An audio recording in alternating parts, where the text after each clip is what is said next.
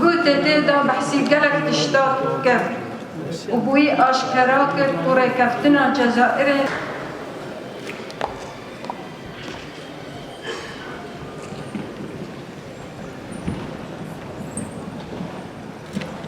برنامه پیروی ناوخۆ پارتی سۆسیال دیموکراتی کوردستان بۆ هەڵبژاردننی و پەرلەمان و پێکێنانی حکوومەتی هەرێمی کوردستان و بەرگری لە دەستکەوتەکانی گەلی کوردستان. پارتی سۆسیالیست دیموکراتی کوردستان خرايە بە دەمی ئەندامانی کۆنگرە و دەنگی لەسەر دەدا ئەنجا پەیڕەوە ئێمڕێی پێشەکەکە بخرێتە دەنگدانەوە. سپاس. دەست خۆش بە.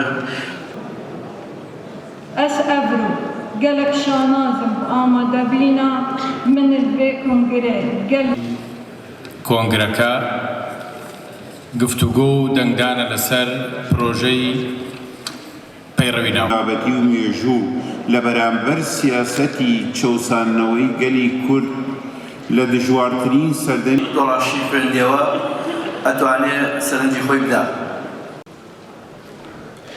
ئەم کاتتان باش.